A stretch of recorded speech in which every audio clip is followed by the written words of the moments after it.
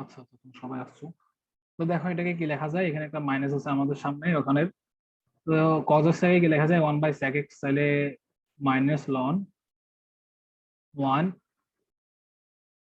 -ln sec x লেখা যায় না এটাকে? আসছি। তো ln 1 এর মান কত? ln 1 এর মান হচ্ছে 0, -ln sec x।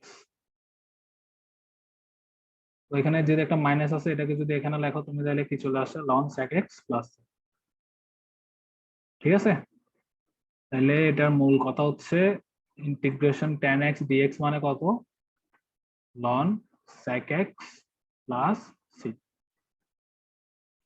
কারো যদি বুঝতে অসুবিধা হয়ে থাকে আমাকে জানাও, আমি এটা আর আরেকটা নেক্সট ম্যাথ আমি 2 মিনিট পরে শুরু করব। আগে এটা একটু ভালোভাবে দেখে মাথায় সেট করে নাও।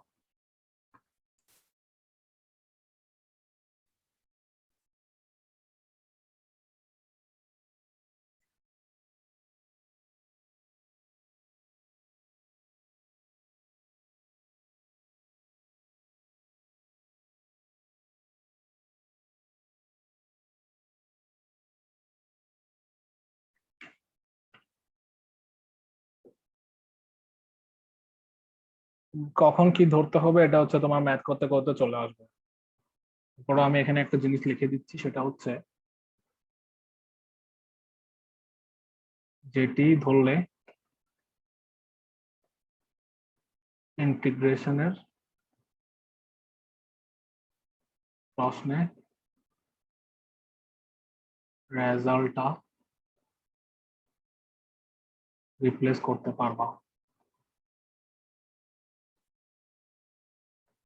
এর মানেটা কি আসলে দেখো, আমরা কিন্তু cos x = z ধরলে এখানে যে রেজাল্টটা আসছে, এটা হচ্ছে রেজাল্ট, এটা কিন্তু আমরা ডিরেক্ট ওখানে বসাতে পারছি, তাই না?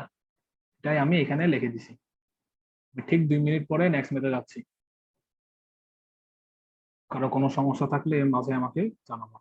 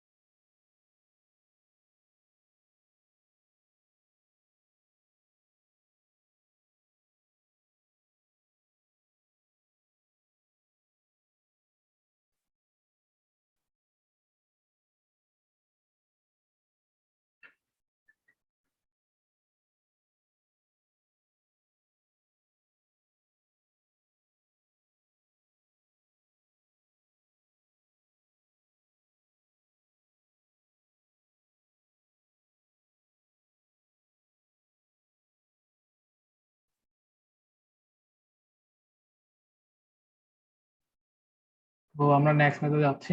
কারো কোনো সমস্যা থাকলে আশা করি নাই সমস্যা।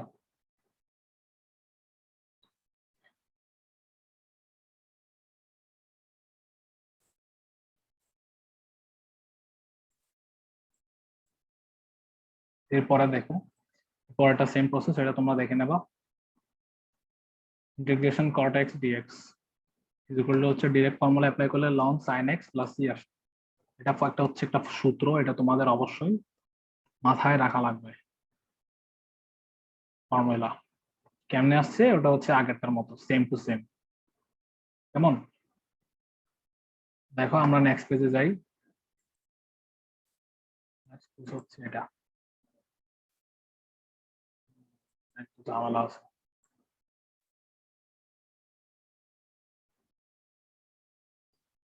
প্রমাণটা তোমাদেরকে দেখাইতে হবে আসলে। আচ্ছা দেখাই। সো আলটিমেটলি হচ্ছে তোমার এই সূত্রটা মুখস্থ রাখা লাগবে, মাঝে মাঝে এটা কাজে লাগে, অত বেশি ইম্পর্টেন্ট না। কিন্তু তুমি যখন শেষে চ্যাপ্টার, মানে চ্যাপ্টারের শেষে যাবো, তখন হচ্ছে এগুলো দিয়ে ম্যাথ গুলো করা লাগবে। বাট এখনো এটা অত ইম্পর্টেন্ট না। এই ফর্মুলাটা তোমার মুখস্থ অবশ্যই করা লাগবে, কিন্তু কেমনে আসছে ওটা আমি একটু দেখাই দেবো, বুঝলে এটা তুমি পারবা।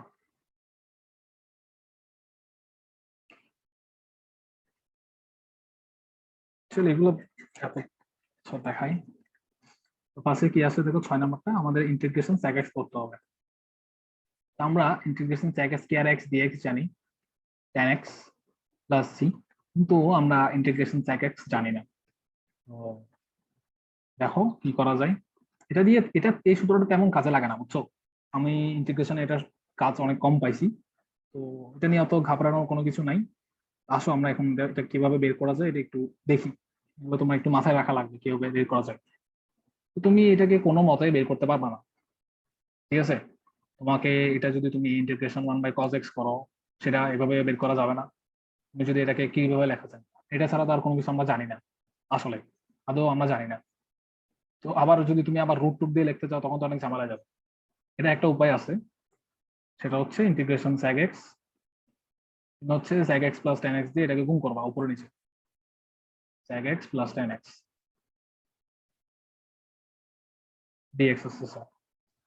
তো কেন গুণ করছি ওটা শেষে গিয়ে বুঝবো। তাহলে এখান থেকে কি লেখা যায়, sec স্কয়ার x গুণ করছি হচ্ছে আসলে এখানে sec স্কয়ার টা আসার জন্য, বুঝছো? Plus sec x tan x। একটু চিন্তা করে দেখো, তুমি কিন্তু sec x tan x এর ইন্টিগ্রেশনও জানো, এটার ইন্টিগ্রেশন জানো, দেখছো একটা জিনিস গুণ করার সাথে সাথে কিন্তু তুমি দুইটা জিনিসের ইন্টিগ্রেশনটা বের করে ফেলতে পারতেছো। তাহলে sec x plus tan x। তো এখন তোমার একটা জিনিস, তোমাকে আরেকটা টিপস দিচ্ছি হচ্ছে আমি, তোমার এমন কিছু একটা ধরো আমরা ধরছিলাম না এর আগে, ধরো তোমার কাছে এটা আছে, তোমার কাছে এই পুরাটা আছে, তুমি জানো, তুমি বুঝতেছো না, হচ্ছে এটা থেকে তুমি কি করবা, নেক্সট স্টেপ কি যাবা। তোমাকে এমন কিছু একটাকে ধরতে হবে, এখানে যা যা এই ফাংশনে যা যা আছে, ধরো তুমি এইখানে sec x tan x আছে আর উপরে sec square x sec x tan x আছে, তোমার এমন কিছু একটা ধরতে হবে, মানে এখানে এমন কিছু একটাকে z ধরতে হবে যেটাকে ডিফারেন্সিয়েশন করলে এই যে গ্রিন কালার একটা বক্স দেখতেছো, সেটাকে আমি হোয়াইট কালার দিয়ে দেখছি। এই হোয়াইট কালার বক্সের যে ফাংশনটা দেখতেছো, এটাকে ডিফারেন্সিয়েশন করলে ফাংশনে তুমি রিপ্লেস করতে পারবা, রেজাল্টটা রেজাল্টই রিপ্লেস করতে পারবা। এটা আসলে কি, এটা তোমাকে আমি এটা করলে বুঝবা। এই লেখাটা পুরোটা আসছে, রিপ্লেস করতে পারবা। হ্যাঁ। তো এখন একটু তোমার চিন্তা করতে হবে কোনটা ডিফারেন্সিয়েশন করলে হচ্ছে তুমি এটা রিপ্লেস করতে পারবা। একটু চিন্তা করে দেখো যে হচ্ছে তুমি যদি ধরি এই জায়গায় থেকে তুমি ধরি লিখবা sec x plus tan x is equal to হচ্ছে z। তো এটাকে যদি তুমি ডিফারেন্সিয়েশন করো, ডিফারেন্সিয়েশন অফ sec x কি জানো তুমি? মনে আছে ডিফারেন্সিয়েশন অফ sec x কি? ডিফারেন্সিয়েশন অফ sec x হচ্ছে sec x tan x, আর tan x এর ডিফারেন্সিয়েশন কি sec স্কয়ার x, আর ওর পাশে কি থাকবে dz বাই dx। একটু লক্ষ্য করো, আমাদের কিন্তু উপরের পার্টটা কিন্তু চলে আসছে, দেখছো উপরের পার্টটা, নিচেরটাকে ধরছি z, উপরের পার্টটা চলে আসছে, sec x tan x plus sec square x dx is equal two dz। দেখছো এখন মানে কোথায় কি কি হয়ে গেছে, একটা জিনিস ধরার সাথে সাথে তুমি এখন এটাকে কি লিখতে পারো, উপরেরটাকে dz, নিচেরটাকে কি ধরছিলাম আমরা z। দেখছো কত ছোট হয়ে গেছে ম্যাথটা, শুধুমাত্র এটাতে রূপান্তর করছে। তুমি অবশ্যই ইন্টিগ্রেশন 1/z জানো, লন z প্লাস, কারণ তুমি জেডটা বসায় দাও এখানে sec x plus tan x plus. কারো কোনো সমস্যা আছে এটা নিয়ে? দেখো ফার্স্টে ফার্স্টে হচ্ছে তুমি কোনটা ধরবা এটা একটু বুঝতে সময় লাগে, কিন্তু যখন তুমি প্র্যাকটিস করবা এটা কোনো ব্যাপারই হবে না, বুঝে যাবা যে হচ্ছে কোনটাকে ধরলে কোনটা চলে আসতেছে। দেখো নিচেরটাকে আমরা ধরছি, নিচেরটাকে পুরোটাকে z ধরছি, উপরটা চলে আসছে, সাথে সাথে আমরা রিপ্লেস করছি, তার এরপর রেজাল্টটা চলে আসছে। ঠিক আছে, কারো কোনো সমস্যা থাকলে এটা নিয়ে আমি 1 মিনিট সময় দিচ্ছি এটা লেখার জন্য, আমাকে 1 মিনিটের মধ্যেই তোমরা জানো। এরপরে আমি নেক্সট পোর্শনে যাচ্ছি।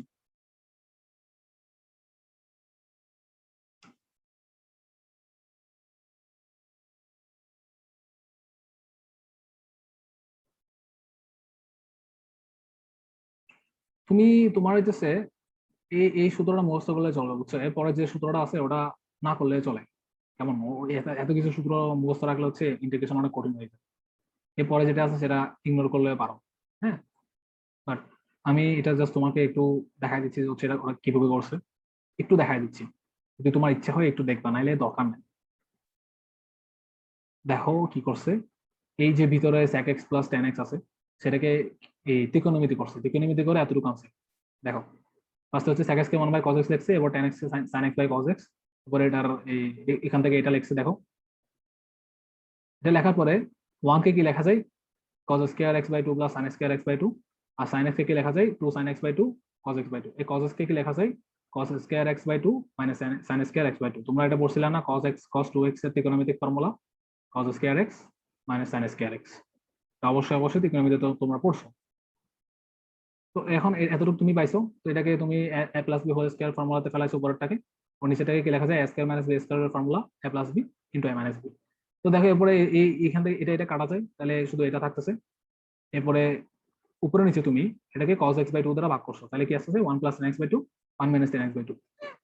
এখন 1টাকে কি লেখা যায়, 1টাকে কি লেখা যায় tan 45 ডিগ্রি, দেখা যায় না tan 45 ডিগ্রি 1টাকে, তাহলে tan 45 ডিগ্রি মানে কি tan পাই বাই 4, ওটা এখানে এটাই ওরা এখানে করছে।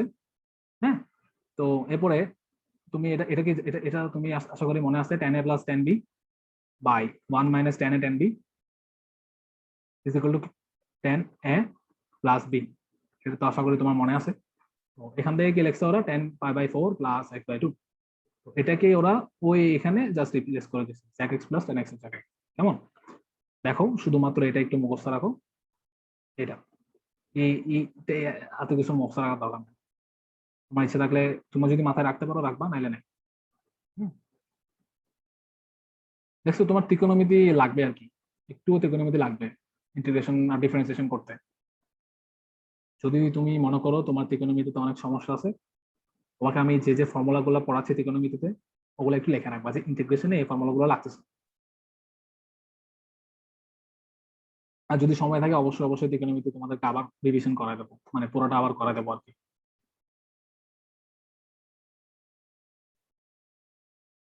তো দেখো এর আজকে সূত্রগুলো একটু পড়াই দিই সবগুলা, ম্যাথ ইনশাল্লাহ নেক্সট ক্লাস থেকে করা হবে।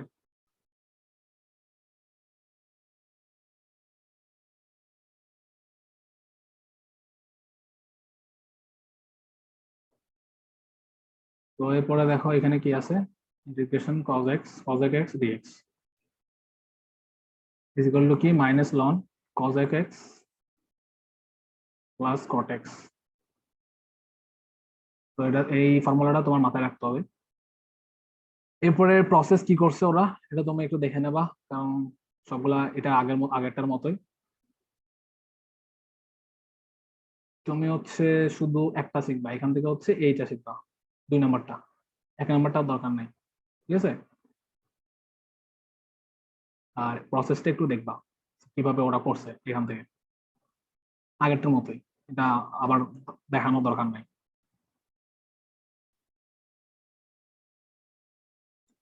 এরপরে তুমি 8 নাম্বারটা দেখো, 8 নাম্বারটা কি বলছে, integration F prime x dx by F x is equal to হচ্ছে লন এফ এক্স প্লাস।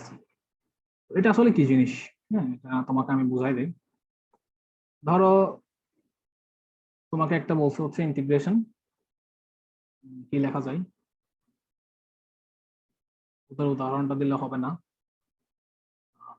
আমার উদাহরণ দেওয়া লাগবে হচ্ছে, আচ্ছা এটা তোমার কাছে integration cos x by sin x আছে, sin x dx, ঠিক আছে, এটা তোমাকে বলছি তুমি এটা ইন্টিগ্রেশন করো। কেমন, তো এখন দেখো তুমি যদি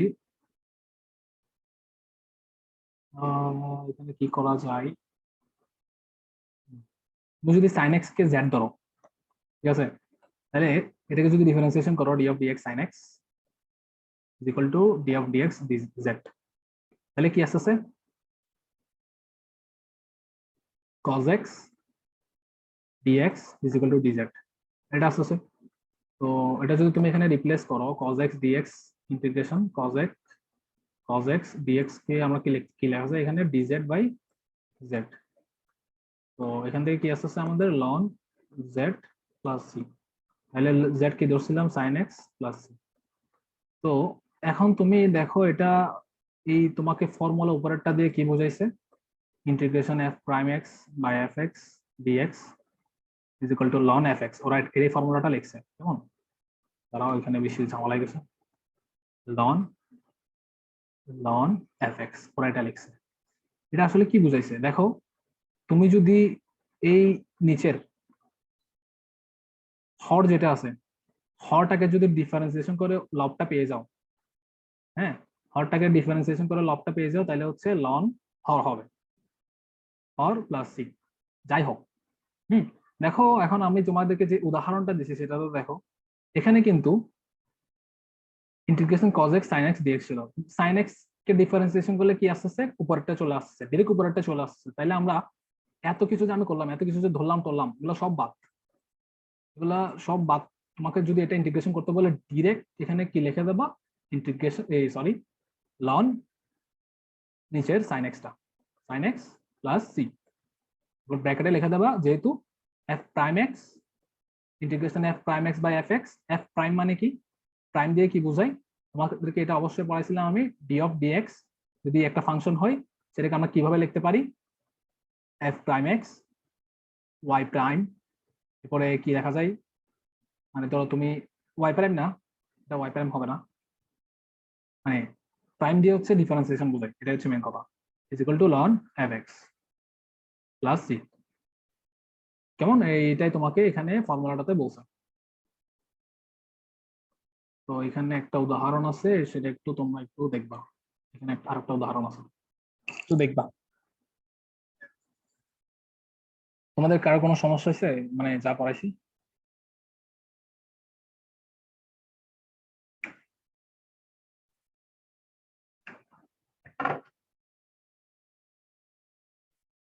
সমস্যা থাকলে আমাকে আনমিউট করে একটু জানাও। এরপরে হচ্ছে উদাহরণ আছে,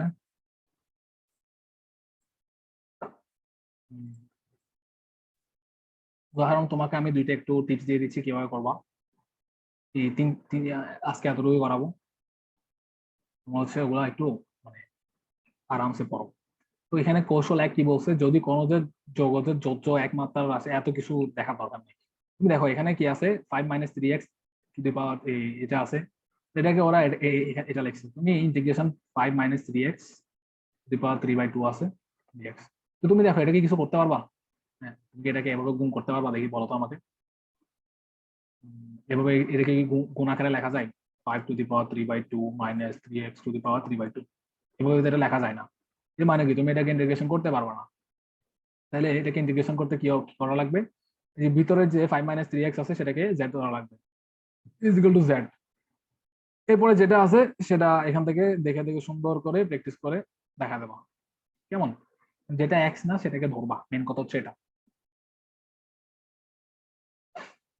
এরপরে কৌশল 2 কি বলছে দেখো, যদি তোমাকে এখানে রুট থাকে, ধরো তোমাকে এখানে কি দিছে, integration dx by root something root x plus b something plus root cx, তোমাকে হচ্ছে এটার অনুবন্ধী দিয়ে গুণ করা লাগবে উপরে নিচে, এক কথায় অনুবন্ধী মানে কি, আচ্ছা অনুবন্ধী মানে কি আমি তোমাদেরকে বোঝাই, ধরো তোমাকে cx প্লাস d আছে, ইন্টিগ্রেশন dx, এখানে একটা প্লাস আছে না মাঝখানে রুটের, এটা প্লাসটাকে যদি তুমি মাইনাস করে দাও, সেটা কি অনুবন্ধী, root x plus B minus root cx plus D, নিচেও সেম হবে root x plus B minus root cx plus D, কেমন, এরপরে দেখো এরপরে হচ্ছে এটা ইজিলি মিলে যাবে, বাকিটা তোমরা পারবা, বাকিটাকে তোমরা পারবা, এতটুকু আসছে, মানে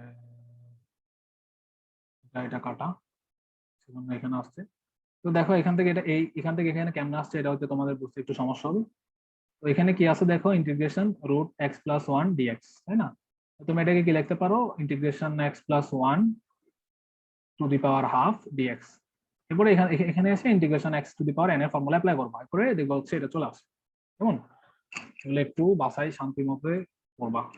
যেহেতু আজকে ফর্মুলাগুলো একটু ঝামেলা ছিল, সেজন্য এতটুকু পর্যন্ত একটু শান্তি মতো করবা।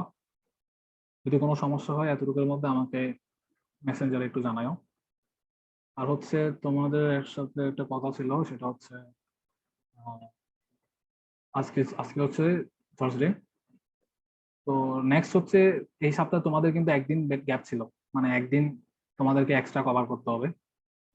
সপ্তাহে 3 দিন হিসেবে আজকে আমি তোমাদেরকে 2 দিন, এই সপ্তাহে 2 দিন পড়াইছি সেজন্য। তো এর পরের সপ্তাহে হচ্ছে দেখো আমার নেক্সট উইক হচ্ছে এই ফাইনাল কিছু এক্সাম আছে, মানে প্র্যাকটিক্যালের কিছু এক্সাম আছে। তো আমি তোমাদেরকে নেক্সট উইক সময় দিতে পারবো না। তোমাদের হচ্ছে নেক্সট নেক্সট উইক আমি বুধবার পড়াবো, নেক্সট একদম। তো ওই সপ্তাহ আমি তাহলে 2 দিন গ্যাপ পড়ে হচ্ছে, ঠিক আছে। তুমি ওই 2 দিন গ্যাপটা হচ্ছে টোটাল 3 দিনের গ্যাপ হচ্ছে, তুমি আমাকে এই তুমি চাইলে থার্সডে ফ্রাইডে, মানে এই আগামী সপ্তাহের বুধবারের পরে যে কোনো সময়, মানে কোরবান পর্যন্ত যে কোনো সময় বা কোরবানের পরে যে কোনো সময় হচ্ছে তোমার টোটাল 3 দিন আমাকে এক্সট্রা দেওয়া, বুঝছো? নর্মাল স্কেডিউল থেকে তোমরা যখন সুবিধা হবে তখন নেবা আর কি। ধরো যখন কোরবানির বন্ধ দিয়ে দেবে কলেজে, তখন হয়তো সকালে বা বিকালে তোমাদের যখন সময় মানে সুবিধা হয় তখন একটু পরে নিও। বুঝছো কি বলছি? কি একজন বলো, কোনো সমস্যা আছে? কোনো সমস্যা থাকলে একটু না, বলো। সমস্যা নেই। আচ্ছা ঠিক আছে। আমি নেক্সট হচ্ছে বুধবার এই সেম টাইম 8টা 45-এ, বা তোমার 8টা 45-এর পরে হচ্ছে তুমি যখন সুবিধা হয় আসো, ঠিক আছে। আর একটু দোয়া কালাম করি দিও সবার জন্য। তাহলে এই বুধবারের পরে হচ্ছে আজকে যেহেতু ঠিকই থাকবে, কিন্তু তুমি আমাকে হচ্ছে এক্সট্রা 3টা ক্লাস অ্যারেঞ্জ করে দেবা। ধরো তুমি চাইলে বৃহস্পতি শুক্র বা শনিবার এই পরের সপ্তাহে, বা রবিবার যখন ইচ্ছা তখন দাও, তখন হচ্ছে আমার ভার্সিটি অফ হয়ে যাবে। মানে বৃহস্পতিবার হচ্ছে আমার প্রায় 10 দিনের বন্ধ আছে, তখন হচ্ছে তুমি আমাকে টাইমটা দিও, ঠিক আছে? এই বুঝছো আমি কি বলছি?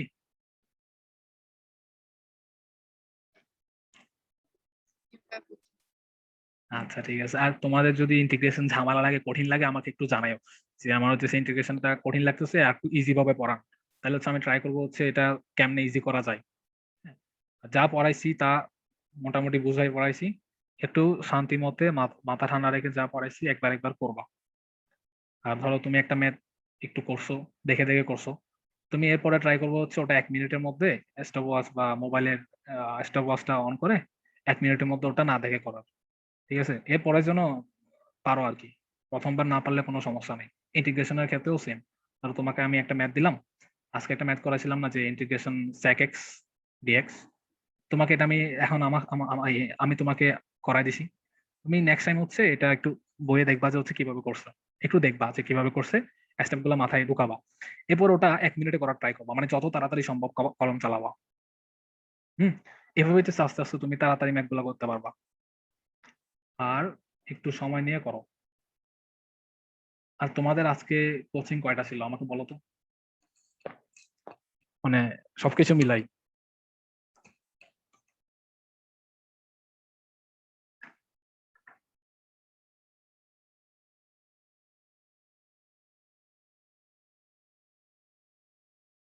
তুমি শুনতেছো না আমার কথা?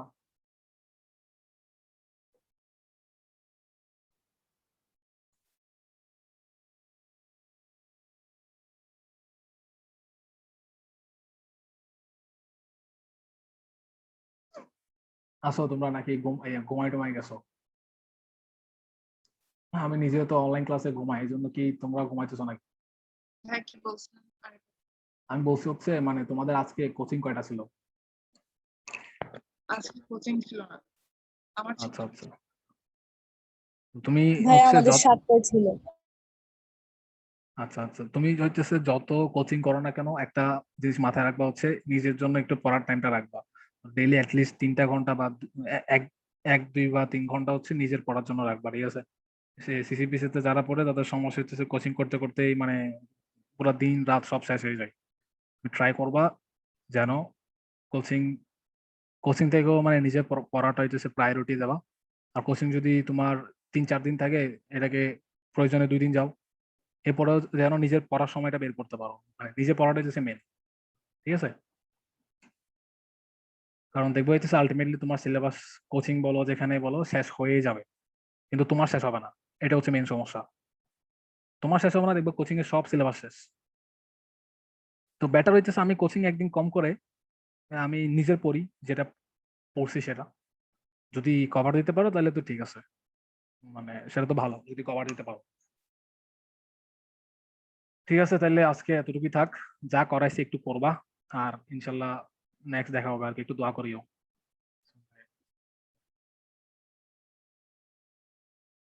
ভাইয়া আসসালামু আলাইকুম। ওয়ালাইকুম সালাম। আসসালামু আলাইকুম ভাইয়া। আসসালামু আলাইকুম। ওয়ালাইকুম সালাম। ওয়ালাইকুম সালাম। ইয়েস, আল্লাহ হাফেজ।